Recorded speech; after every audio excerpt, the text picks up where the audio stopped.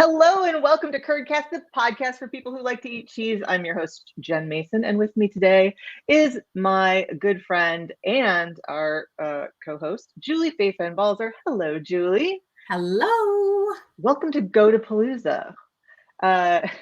So for those of you who don't know what you stumbled into, Curdcast is a podcast where Julie and I eat through our upcoming box of cheese that we ship out through Curdbox.com.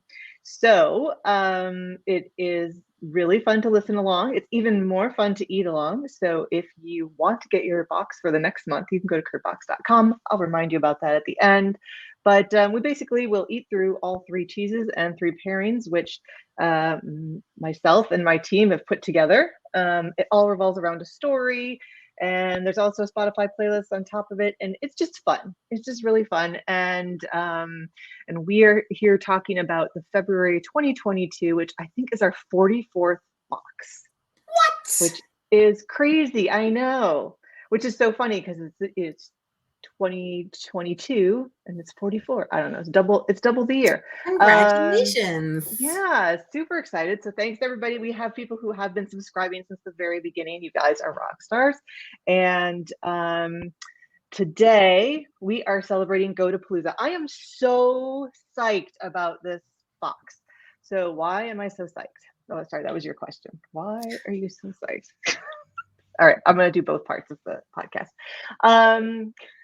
But so this is really interesting because, for one, there are people.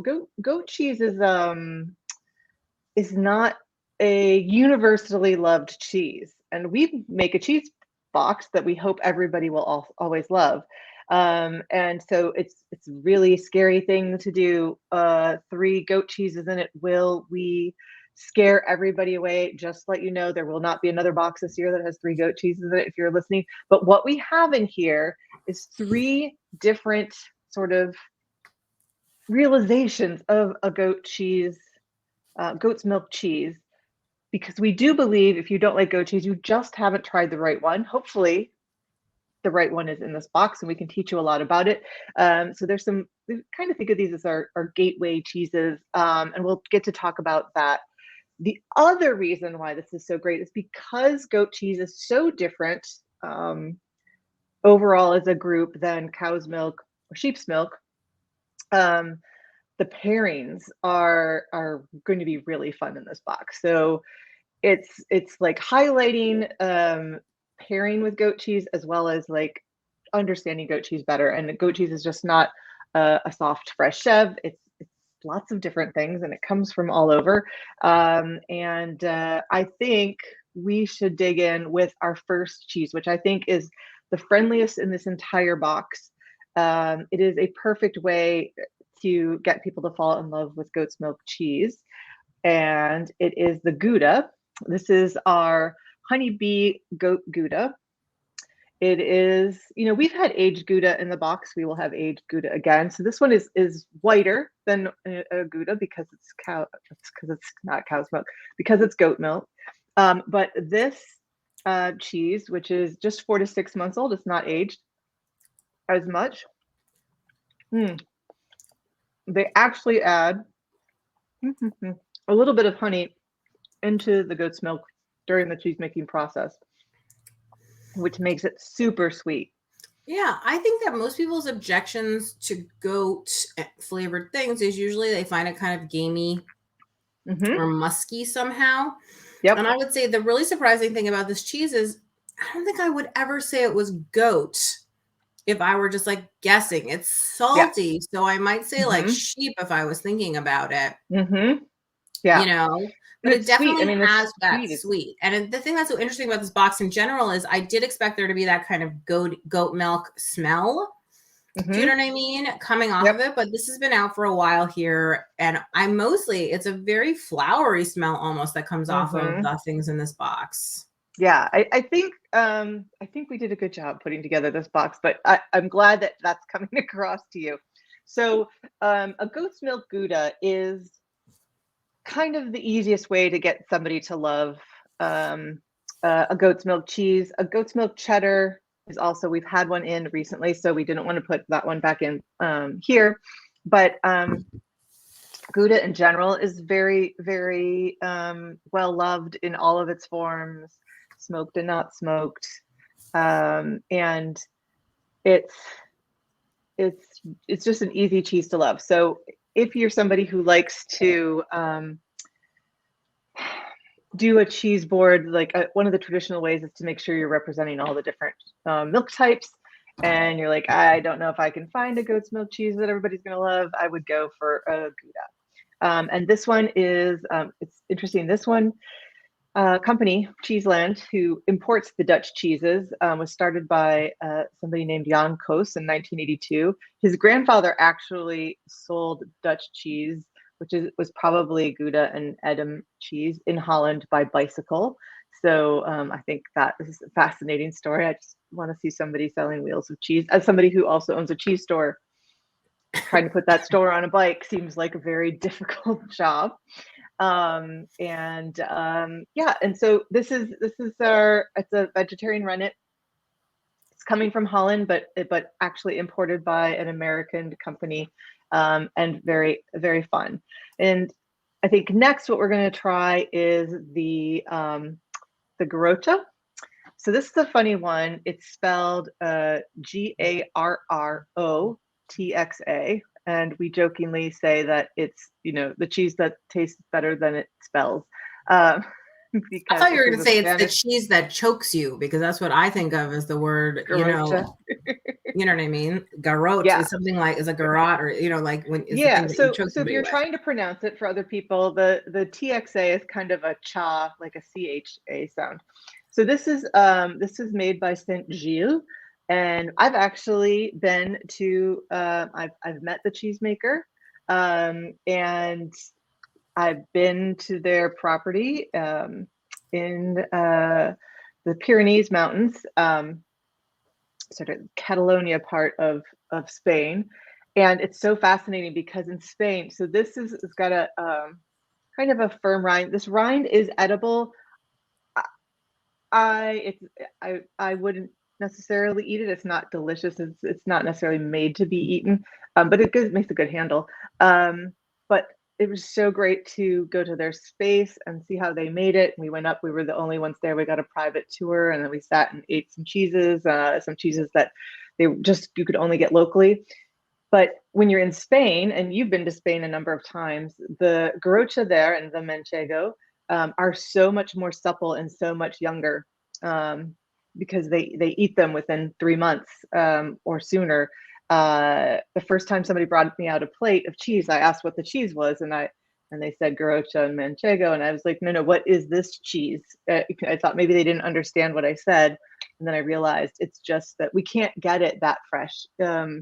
It's not fresh. This is still fresh, that young, because by the time it gets to us on a boat, it's already aged. So anyways, beautiful place, lovely people. This is aged, let me see, 3 to 6 months. Again, you get some saltiness. I get more like tangy, sour creamy than I do any kind of musky. It also doesn't feel goaty. Mm-hmm. It's less intense than the Gouda, but I think that's the nature of, like, Gouda is an intense cheese. Mm-hmm. Yeah. Yeah, this would be an easy one that somebody could snack on. You'd be like, haha, you're eating goat cheese. I tricked you. When your goal is to trick people into eating goat cheese. If that's a goal, we haven't ever discussed that here on the thing, but if your goal, for those of you whose life goal, bucket list is to trick people into eating goat cheese, that's a great one. And when we start pairing it, oh my goodness, it's going to blow your mind. And then our last one, we are going to a California cheese. And this is Purple Haze by Cypress Grove, who also makes a goat's milk Gouda that is lovely. So this is Purple Haze, and it has fennel pollen and a great big piece and lavender in it. It's so fragrant. Mm-hmm. And the texture is like, oh my gosh, like a cloud, like a dream, like the creamiest, loveliest, It's almost like, how Boursin cheese was made to be like a very spreadable, easy cheese. Like this is what Boursin wants to be when it grows up. Exactly what I was going to say. It definitely, for those of you who are watching this and not tasting your own, it is very much like a boursin texture, especially if you've let it sit out for a half hour to an hour. But it is permeated with the fennel pollen and the lavender, and it doesn't taste like a flower. Like, it doesn't taste like soap at all. No. Because sometimes when I see those things like lavender and rose, I'm like, no, that's for soap. What are you doing? But this definitely, the fennel is the power behind it. Yeah. And it tastes like I want to say it tastes like a salad. You have a bite of it and you're like, oh, I just had a bite of a cheese on salad. And you're like, no, it's just cheese. It tastes like I got my vegetables. It is absolutely delicious. And the reason we picked this versus just a plain shove is that, one, we're throwing a lot of goat cheese at people who could have people who are eating this that aren't goat cheese fans. So we tried to find the best expression of goat cheese. And again, this is not come across as, that thing that people think about that don't like goat cheese. This ain't your mama's goat cheese is what I'm saying, because it's like one of those things where and when I think of goat cheese, like the adjectives I think of are as like heavy, musky, like powerful, like crumbly, chalky, like all those things. And this is like fresh, young, soft, sweet, like those are the adjectives. So it's such a mind-blowing change over what you think it's going to be. Yeah, it's fantastic. I love these 3 goat cheeses. There's some more in our sort of bucket list of things that everybody is likely to like. I think these are really good expressions, and I hope with all my heart that some of you will write in and tell us that we changed your mind about goat cheese. It's okay that you don't like some goat cheeses. It's okay. But hopefully what we say is true, which is you just haven't tried the right one, and we're here to help you do that so that you don't have to eat boring. You can try something new. And now you can be somebody who says, oh yeah, I like goat cheese. I'm just very picky about it. I only like good goat cheese. And that's what we've got here. So it's like people who like wine, but they say like, I only drink red. I only drink white. I only drink a rosé. I prefer something sparkly. I mean, like, you're allowed to have your own taste within anything. Yes. Yeah, but if you're canceling out a whole category because you've just been unlucky enough to only been given bad examples of that, I am not a big IPA fan. If I only ever tried IPA, I would say I didn't like beer at all. And then I've tried all other types, and I know I do like beer. I'm very picky about what I like. But I don't say I don't like beer. I just say I have a very fancy taste, which is way more appealing. So we're going to try pairings now too. So here's the cool thing. This was the other part of the cool thing I was excited about. So besides showing people goat in 3 different ways, we were talking about what pairs with goat cheese. So first of all, if you're drinking wine with this, you have to have a Sauvignon Blanc. Sauvignon Blanc and goat cheese are the best pairing ever. That's the best thing to pair with a goat cheese. And here's 3 expressions. So this is one where you could have one beautiful bottle of wine and it's just going to make every single one of these cheeses sing. But goat cheese has more of a tang. So we talked about the Grocha kind of having more of like a sour cream, a tangy taste. Obviously the bright fresh Chev has got that tangy taste. And if we had made all of these with sheep's milk, it would have been, we've talked about this before, it would have been saltier. Cow's milk, it would have been creamier and tasted more sort of lactic. Lactic is the fancy word for what we call milky. And goat's milk tastes tangy. And we know also when we're doing pairings that like things pair well together. So tangy in goat's milk cheese pairs really well with sort of citrusy lemon, orange citrus flavors. So that's where we went. We went with that bright kind of citrusy. There aren't all citrus pairings, but they all sing in that same note. So this is going to be a really fun one to pair all together. Sometimes we say, oh, just kind of eat everything on the plate together, but you don't have to put it all in your mouth at the same time. These, every bite should taste great no matter what we put in on next to each other. So let's start with our guava jam. So guava jam, we think a lot about membrillo paste, is maybe what people are thinking they've had if they've had guarocha before. Guarocha and manchego are both Spanish cheeses. And and you know what, I'm just going to go back for a second because I forgot to tell you, obviously the chev is bright and fresh. It's from Cypress Grove. It's vegetarian rennet, and is a beautiful expression. It was started by a woman who just wanted to breed goats, but she then had so much goat milk that she switched. She pivoted there. She started in the 1970s, and in 1983, Mary Keene sort of just switched gears and went from being a hobbyist cheesemaker to a full-out cheesemaker. So sorry, I forgot I didn't talk about that. But this guava paste, to me, is kind of reminiscent of membrillo paste or jam, which you would likely have on a cheese board with your guarocha. So I think this jam is, I gave myself a whole little bowl of it, so I'm just going to eat it all. It is really nice because it tastes so much like you're just eating fruit, and it's sweet, but it is not like, that cloyingly sweet. It is really, it feels like a grown-up jam to me. I don't know what you think. Yeah, the texture is gorgeous. It is sort of firm but soft at the same time. It doesn't have that mixture that some fruit jams have of like runny and solid areas. So that's really nice. It feels more like a jelly kind of thing, those candy jelly things that you would eat. It does. That to me is very much sort of the texture and feeling of it. Yeah. And also in terms of the sweetness like that, like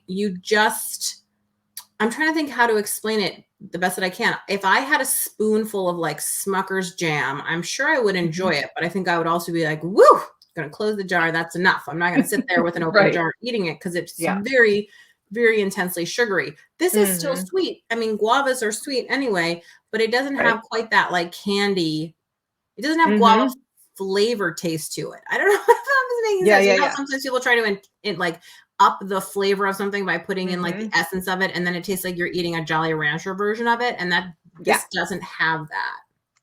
It doesn't, and it doesn't need it. It's like they made it and knew that it wasn't going to need it. So I love this jam. This is by Mrs. Miller's. They're out of Ohio. And I will tell you, this batch, because we have so many hundreds of boxes we are shipping out now. Thank you for everybody who's subscribing, because we're helping these small businesses. They had to make an entire batch fresh for us. This is probably the freshest jam you have ever, commercial jam that you've ever had in your life.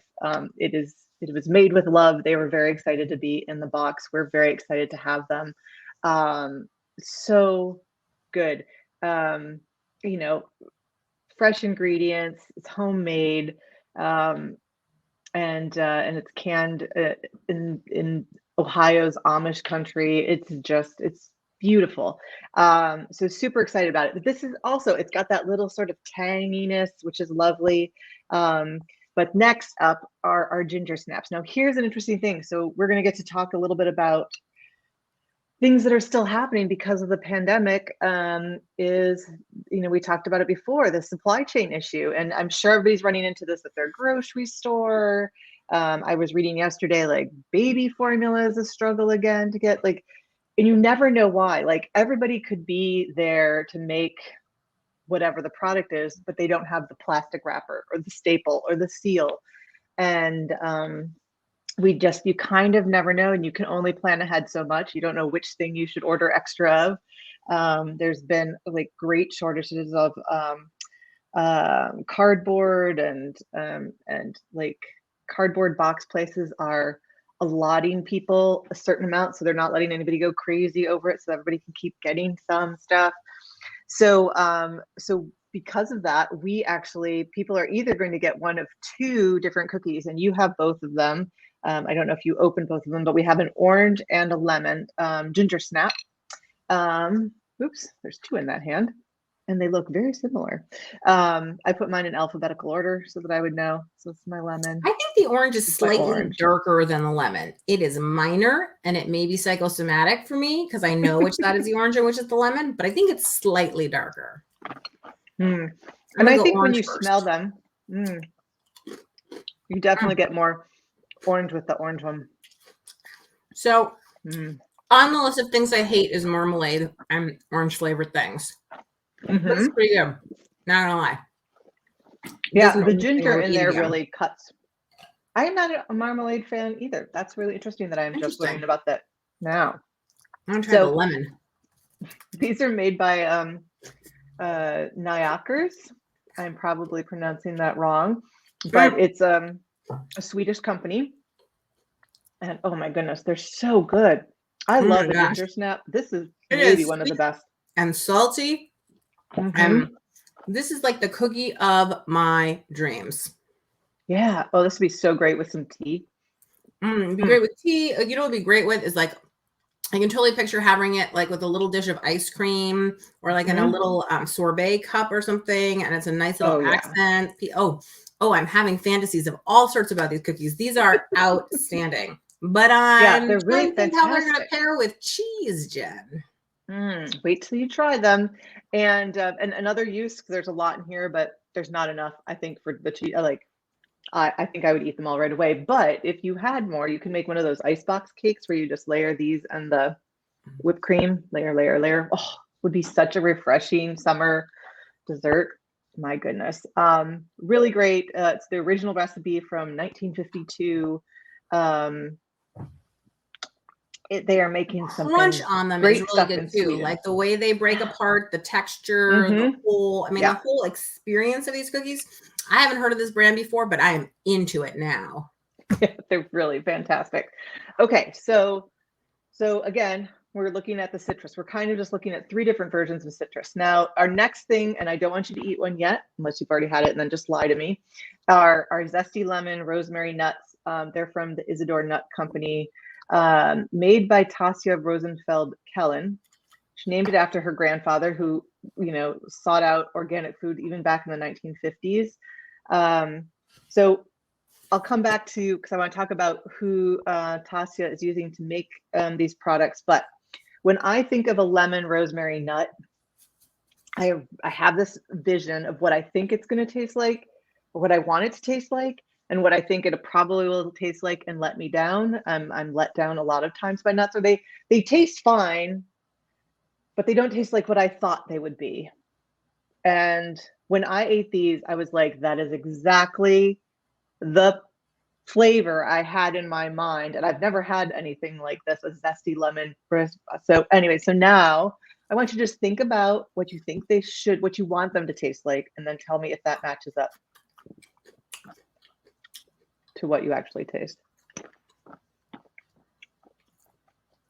They're less candied than I thought they were going to be.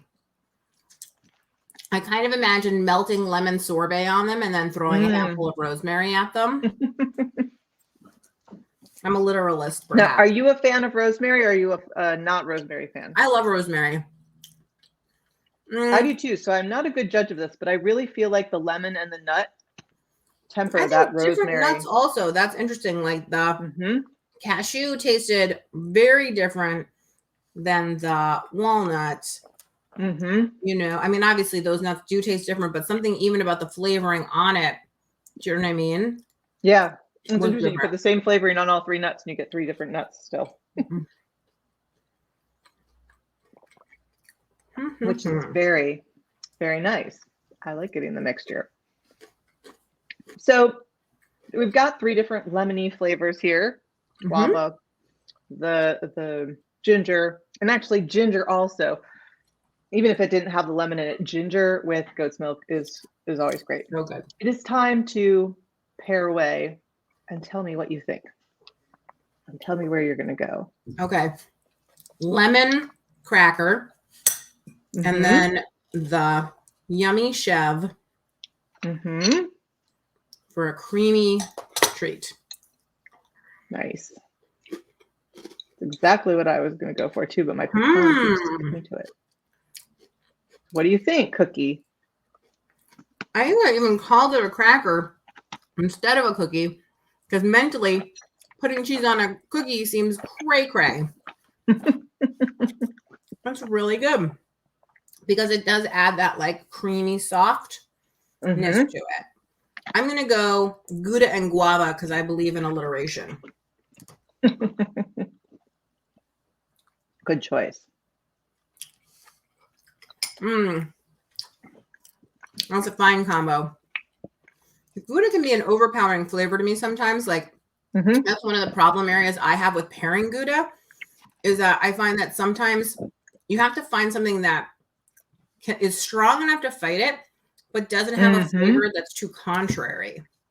Right. You know? Yeah. It's a good point. Now let's go for, let's just spread the guava around. Let's go guava with the Garacha.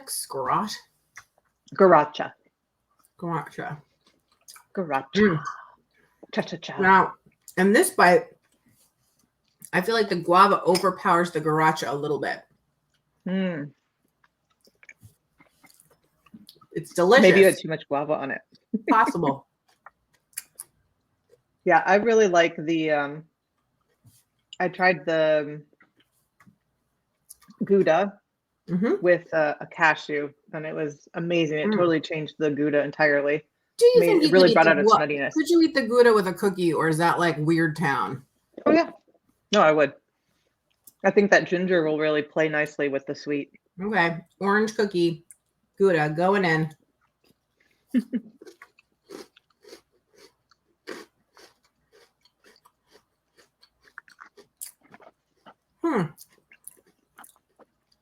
You know, I took a very small piece of Gouda to do that. And next time I think I would try a bigger piece because I was nervous about how they would combine. But actually, the Gouda texture is really nice with the cookie in your mouth, sort of as things are melting and disintegrating together. And the cookie just crunches so nicely. I was on social media earlier this week, and somebody had posted what I think were pretty questionable cheese and cookie pairings. But I am pro cookies on a cheese board because I think I want people to try new stuff, and it really is kind of funny and weird when you put a cookie on there for some people, and I think that makes it fun. And people were like, no, and you should never do cookies and cheese, and I was like, no, you should. You just shouldn't do those. Those were weird combos. But like I think a ginger snap or a savory shortbread, you know, like a shortbread that's got rosemary in it or fennel, or I don't know. There's lots of really great ones you and out I there. have had this conversation offline. Like I like a savory oatmeal. And so I imagine that any oatmeal-based cookie could definitely go savory because it's got that oatmeal base. And if you think about it, of course, any of your sort of more bready cookies that you have are going to do the same thing that bread does. I mean, I think it's just a matter of, I'm not sure I can imagine a chocolate chip cookie going well with cheese, but I'm sure somebody could figure out something that must make it work correctly. But you know what I mean? Like there is a way if you think about it. It's just about finding that right combo. I mean, that's why we eat out in restaurants, isn't it? Because somebody else did the work of figuring out the right combos. Yeah, exactly. Which is why I always order off the special, or I at least look at the special menu first. And if there's something on the special menu that I want, I just do that. There are restaurants where I've never eaten anything off the main meal because I keep saying next time I'll get off the menu, but the specials are always so fantastic that I just keep getting the special because it's not going to be there next time. So, and because you're special. You know, it takes one to know one. So I do you think we did our job? Do you think we're gonna get some not goat cheese people who are our new fans? I am a goat cheese fan, and this has totally changed my mind about goat cheese and about the way I feel about it. And you've eaten 44 boxes with me, so I know. That's a lot. It's fantastic. Well, everybody, this has been great. If you want to eat along with us next month, you can go to curdbox.com. If you're listening in and you're like, I don't eat gluten, or I am a vegetarian, or, oh, those nuts look good, but they would kill me. We also now have the Curdbox Flex box, which is gluten-free, nut-free, and vegetarian. And really, it's just as delicious as this box. We just took one box and took out a lot of those three big, losing my headphones, those three big dietary issues for people so that they have one delicious box. It is not missing anything other than the things that we listed. It is so good. So you can subscribe to either of those. You can find Julie at What Julie Ate. And let's talk, let's see, our vendors inside. We have Cypress Grove is at Cypress Grovers, and our nuts from Isadora Nut Company is at Isadora Nut. That's Isadora with an E, not an A at the end. And Miss Miller's delicious guava jam. You can go check them out at Mrs. Miller's Homemade Jams. And you can follow us at Curdbox. And we hope we'll see you next week. Until then, Julie, enjoy your crackers and cheese. Bye, everybody. Have a good month.